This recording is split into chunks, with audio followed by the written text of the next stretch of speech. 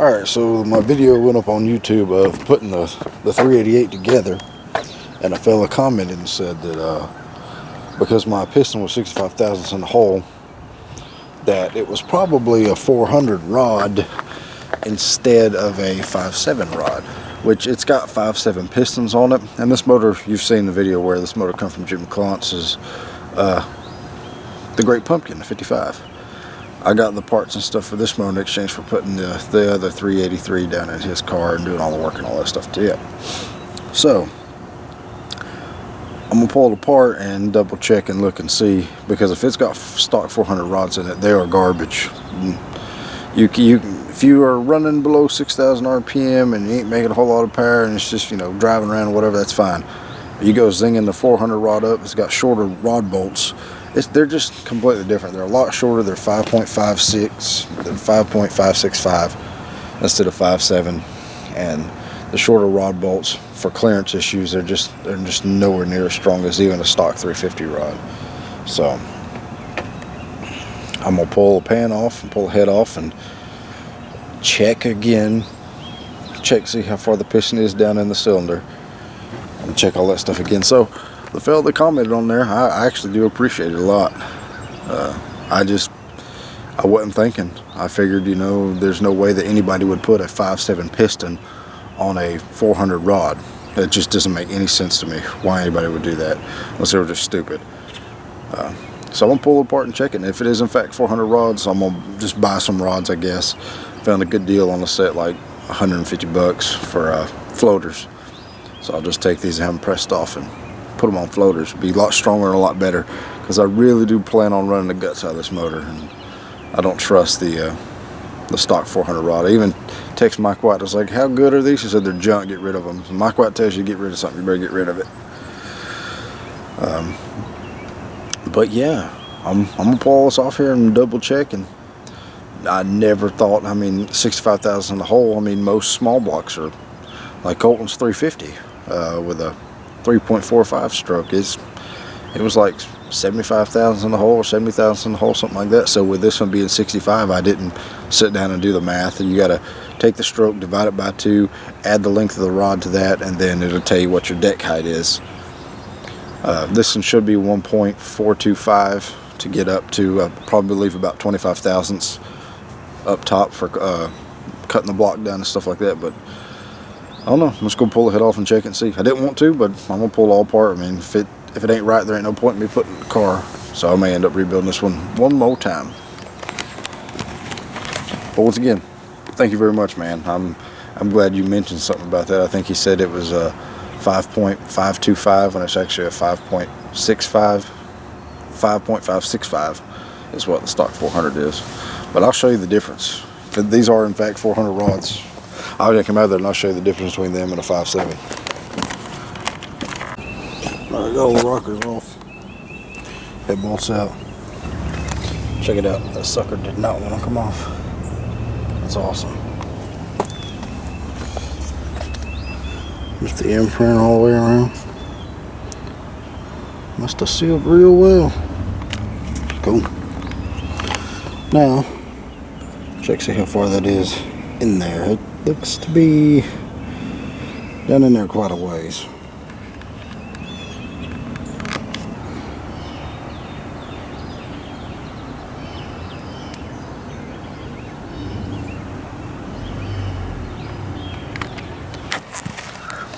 Okay, pulled the head off, checked it. It's actually 0.155 in the hole. Yeah, which is terrible. It's so bad. So it's got 400 rods in it, which means I got to pull it all back apart, take it up here and get those rods pressed off those pistons, and buy some floater rods and some locks and just do it a lot better. But see, here's my math. So yeah, it's 155 thousandths in the hole. You take your stroke, divide it by 2, and then you add your rod length to that, then you subtract it from the deck height. Most small blocks are 9 inch, it's 9.023 inches. So I did the 5.7, you know, 3.75 divided by 2 is 1.875 plus 5.7 is 7.575. And then this is your deck height for that piston, 1.425. So at 1.425 with this, with the correct rod, if it would have had 5/7 in it, would have been 9-inch. And this block is 9.020 thousandths of an inch. That's just the entire deck height. But this is what it actually is. Say 1.875, the stroke divided by 2, plus 5.565, which is a 400 rod length, equals 7.440, and then you add the deck height of that piston to it, and it only comes to 8.865. Which, this is what it is. This is what it should be. Just, man, that sucks so bad. And to get the extra 20 thousandths for the deck height, I just did the 9 and then subtracted what that come up to. And at 0.135, I just take the 0.135 and subtract it from the 0.155, and that gives me 0.020, which is the rest of the deck height all the way up to the surface. But with that piston and rod in it that's in it now, with my head volume and my effective dome and all that stuff, it only comes to 8.55 to 1 as it sits right now. That is not even worth, not worth putting in, not worth moving, not even worth building. So I'm gonna buy some rods. That's all there is to it. And I would like to give a super big shout out to Tim McCurdy, I believe his name is McCurdy, yeah, who commented on there and informed me of that something was a little off somewhere. And you just saved me so much headache, man. I can never thank that fella enough. You know, some people get on YouTube and they comment like they know it all and this, that, and the other, but I read every comment that's on there, and I try my best to reply back to every one of them. And there's a lot of them. But there ain't nothing wrong with listening to somebody. When they say that something ain't right, double check it. I mean, I would have never checked that because, you know, you assume when you get a motor from, you know, somebody. Well, Jimmy was fussing about the guy that built the motor to begin with. He didn't know what all was in it, and it just smoked and acted stupid, and it wasn't that style of a motor and everything else. So, whenever you get a motor built by somebody or something put together, double check it. Or if you sell it to somebody or trade it to somebody or anything like that, double check it. Because, man, that's insane. This is what my compression will be with the right rod. See what a difference a rod can make? I mean, it's crazy. But yeah, so I'm fixing to go over here and tear the heart of gold all apart all over again. Which, I mean, it ain't that big of a deal. It took me like 6 minutes to get the head and stuff off. Let's pull the pan off and knock all the rods out of it, and we'll start over. So sorry everybody, you don't get to hear it as soon as you'd like, but there ain't no way I'm running that motor like that. 8.55 to 1. That's in a stroker motor. That's pathetic. What probably happened is the guy that built the motor, I think he was an older fella. He probably, I mean, if you got to do what you got to do sometimes. But I mean, I just think that was, probably didn't want to go to the trouble to clearance everything or anything like that, so we just put 400 rods in it. But why not buy a piston for a 400 rod instead of buying a 5.7 piston and putting on a 400 rod? That's just dumb is what that is. But yeah, see, all that crap you learn in school pays off, sort of.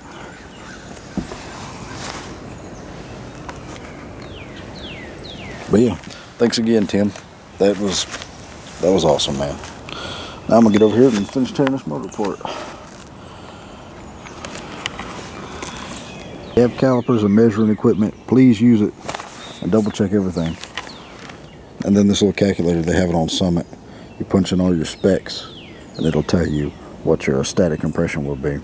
See, the reason I have to have a high static compression because that cam's got a lot of overlap.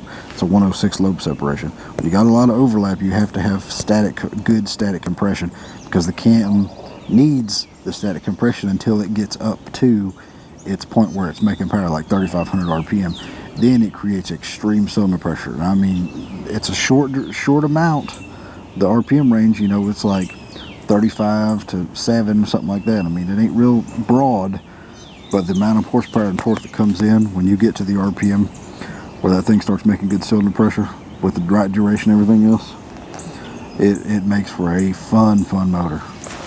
But most guys, they run like a 110, 112, 114, something like that lobe separation, which is an all-around good cam, but it's not RPM specific, and it doesn't make a whole lot at a specific set of RPMs. And you can get away with lower compression with cams like that because they don't have as much duration, they don't have as much overlap. So that's why cam selection is important based off your compression ratio and your gear and your converter and what kind of intake you're going to run and heads and everything else. It's all one big spiel. You got to put it all together right.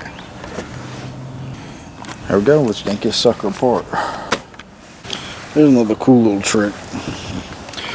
I know everybody out there's probably got a cam box laying around. Anyway, you just take your piece of cardboard. You always want to put the lifters in order as you take them out of the motor. Mine ain't been broke in yet, but still, I always want to keep the lifters with the lobe that they come off of. So, you take an old cam box, cut a piece of cardboard, full length of it, and cut it into sections. And then you just fold it over and set it down in there. Then you cut you some more pieces of cardboard, slice them in the middle, and slide them down in there, and you can put all your lifters in order. And you can close them up in a cam box. You can put all your rockers and stuff or push rods in right here. So, cool little trick. It's just for, you know, if you don't have one of them fancy plastic lifter holders. This works just fine. Alright, got number one out. Can you believe that? These are, in fact, 400 rods. What's in that?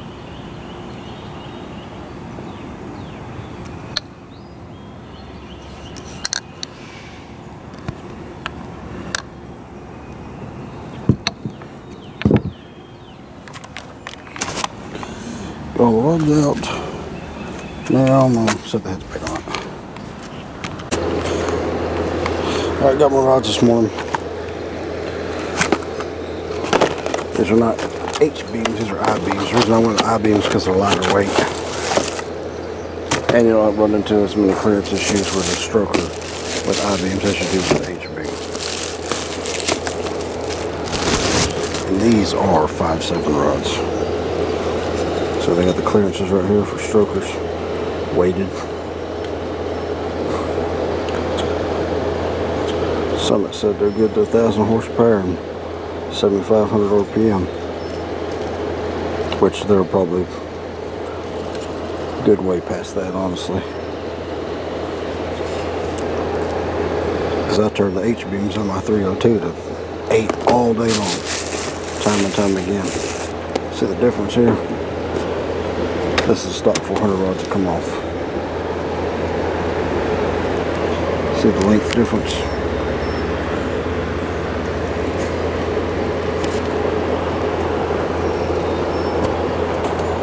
And these are floaters. See the bushed? So your pin comes right out, put a clip in, put it on.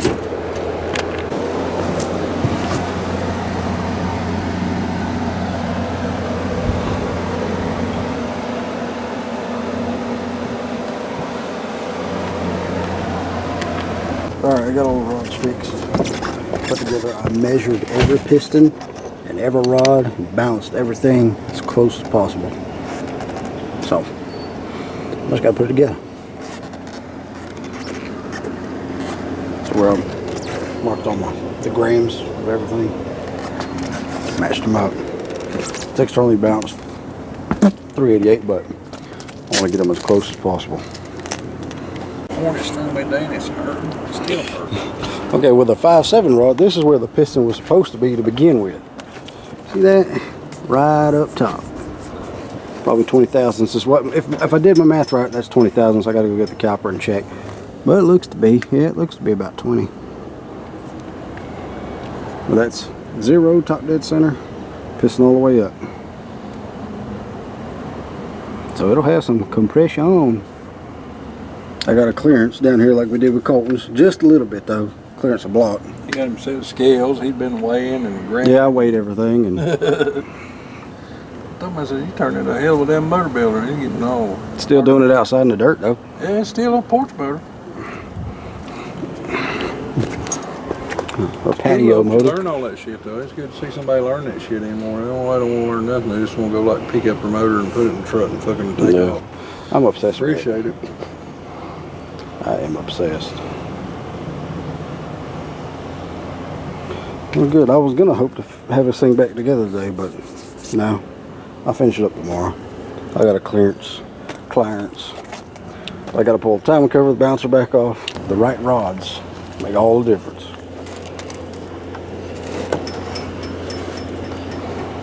Have a job on that light now. Mm-hmm. Light technician, 3 years. See floaters. I put the clips in these.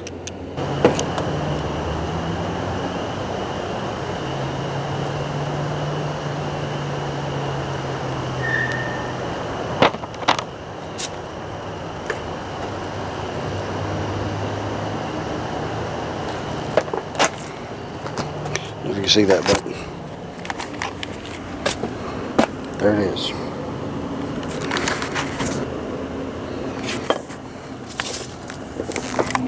Not bad at all. See, all that math stuff does work. Calculations are correct. 20,000 in the hole. My math was right. Awesome. It's a whole lot better than 155,000. God, that's terrible.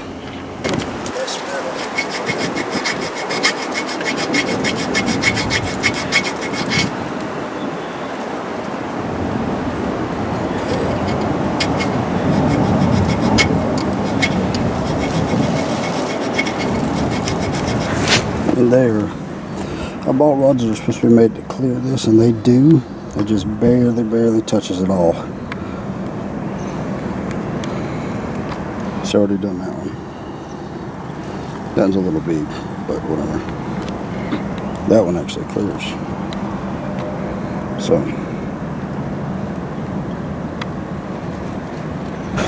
alright, we got that in clear now. So,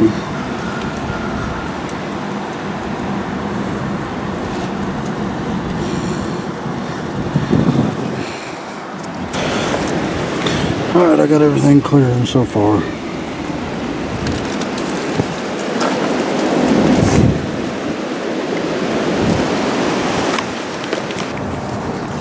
Alright, got them all in and everything clears. So, cool. Well, I gotta put one more in, number 3. I gotta order another bearing because that one come out of the pack all. It's got like corrosion on it or something, so I'm gonna buy another bearing. There, it's together. Again. Alright, fixed to put the last rod in it. Had to wait on this one, but I got it. Put it in and put the motor back together. Got all the rods and pistons in, got the oil pan on, got the heads torqued. I'm going to do the lifters and rockers and push rods and all that. Alright, all the valves are set. The lash is set, everything's good. Bring her up on number 1.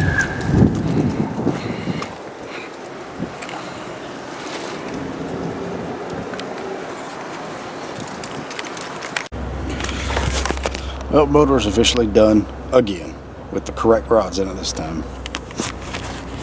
Actually, way better rods than I could have ever hoped for. It's good now. So, sometimes you got to build them 2 or 3 times. No, I just put this in. It was built right the first time, just the wrong rods. That wasn't my fault. So, it's got the right 5.7s in it now. I-beams. Good to 1,000 horse ponies. So she should be good. Awesome. Heart of Gold, part 2.